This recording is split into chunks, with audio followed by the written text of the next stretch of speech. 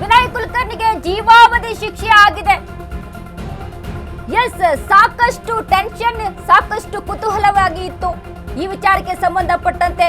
ವಿನಯ್ ಕುಲಕರ್ಣಿಗೆ ಇದೀಗ ಜೀವಾವಧಿ ಶಿಕ್ಷೆ ಆಗಿರುವಂತದ್ದು. ಮಾಜಿ ಸಚಿವ ವಿನಯ್ ಕುಲಕರ್ಣಿಗೆ ಜೀವಾವಧಿ ಶಿಕ್ಷೆ.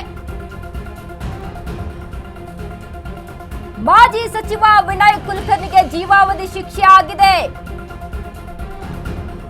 ಕೋರ್ಟ್ ಏನ್ ಡಿಸಿಷನ್ ತೆಗೆದುಕೊಳ್ಳುತ್ತೆ ಅನ್ನುವಂತ ಕುತೂಹಲ ಹೆಚ್ಚಾಗಿತ್ತು. ಕಾಂಗ್ರೆಸ್ ಎಂಎಲ್ಎ ವಿನಯ್ ಕುಲಕರ್ಣಿಗೆ ಬಿಗ್ ಶಾಕ್ ಇದೀಗ. ವಿನಯ್ ಕುಲಕರ್ಣಿ ಸೇರಿ 17 ಮಂದಿಗೆ ಜೈಲು ಶಿಕ್ಷೆ. ಬಿಜೆಪಿಯ ಯೋಗೇಶ್ ಗೌಡ ಕೊಲೆ ಕೇಸಲ್ಲಿ ಶಿಕ್ಷೆ ಪ್ರಕಟ ಆಗಿದೆ. ವಿನಯ್ ಕುಲಕರ್ಣಿಗೆ ಇದೀಗ ಜೀವಾವಧಿ ಶಿಕ್ಷೆ. S, Gajanana Bhat high profile case ಅನ್ನ ನಿಭಾಯಿಸಿದಂತವರು. ಈ ಒಂದು ಕೇಸ್ ನಲ್ಲೂ ಕೂಡ ಮಹತ್ತರವಾದ ಡಿಸಿಷನ್ ಅನ್ನ ತೆಗೆದುಕೊಳ್ತಾರೆ ಅನ್ನುವಂಥದ್ದು ಎಲ್ಲರೂ ಕೂಡ ಒಂದು ನಂಬಿಕೆಯನ್ನ ಇಟ್ಕೊಂಡಿದ್ರು. ಇದೀಗ ಜೀವಾವಧಿ ಶಿಕ್ಷೆ ಆಗಿದೆ ವಿನಯ್ ಕುಲಕರ್ಣಿಗೆ.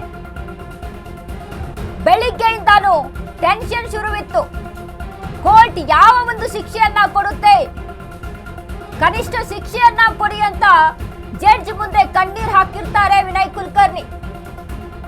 ಬಟ್ ಯಾವುದೇ ಕಣ್ಣೀರಿಗೆ ಕರಗದೆ ನ್ಯಾಯಾಧೀಶರು ಮಹತ್ತರ ನಿರ್ಧಾರವನ್ನ ತೆಗೆದುಕೊಂಡಿದ್ದಾರೆ. ವಿನಯ್ ಕುಲಕರ್ಣಿ ಸೇರಿ 17 ಮಂದಿಗೆ ಜೈಲು ಶಿಕ್ಷೆ ಇದೀಗ. ಯೋಗೇಶ್ ಗೌಡ ಕೊಲೆ ಪ್ರಕರಣ ವಿಚಾರಕ್ಕೆ ಸಂಬಂಧಪಟ್ಟಂತೆ ಬಿಗ್ ತೀರ್ಪನ್ನ ಕೊಟ್ಟಿದೆ. ದೋಷಿ ಎಂದು ತೀರ್ಪಿಟ್ಟ 3 ದಿನಗಳ ನಂತರ ಶಿಕ್ಷೆ ಪ್ರಮಾಣ ಪ್ರಕಟ ಆಯಿತು. ಜೀವಾವಧಿ ಶಿಕ್ಷೆ ಆಯಿತು ವಿನಯ್ ಕುಲಕರ್ಣಿಗೆ.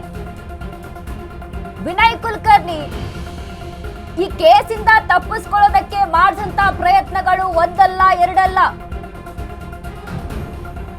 ಧಾರವಾಡ ಜಿಲ್ಲೆಯ ಉಸ್ತುವಾರಿ ಸಚಿವರಾದಂತಹ ಒಂದು ಸಂದರ್ಭದಲ್ಲಿ ಅಧಿಕಾರ ಇದೆ ಅನ್ನುವಂತ ಒಂದು ಹುಮ್ಮಸ್ಸಿನಲ್ಲಿ ಇವರು ಆಡಿದಂತ ಆಟಗಳು ಒಂದಲ್ಲ ಎರಡಲ್ಲ. ಅದೇ ಒಂದು ಕುಮ್ಮಕ್ಕಿನಿಂದ ಯೋಗೇಶ್ ಗೌಡ ಕೊಲೆ ಆಗುತ್ತೆ. ಸಂಚನ್ನ ರೂಪಿಸಿ ಯೋಗೇಶ್ ಗೌಡ ಕೊಲೆಯನ್ನ ಮಾಡಲಾಗುತ್ತೆ.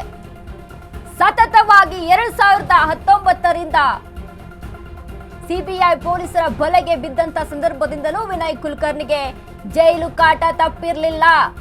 ಇದೀಗ ಕೋರ್ಟ್ ಮಹತ್ತರ ನಿರ್ಧಾರವನ್ನ ಕೊಟ್ಟಿದೆ. ವಿನಯ್ ಕುಲಕರ್ಣಿ ಜೀವಾವಧಿ ಶಿಕ್ಷೆಯನ್ನ ಅನುಭವಿಸಬೇಕು.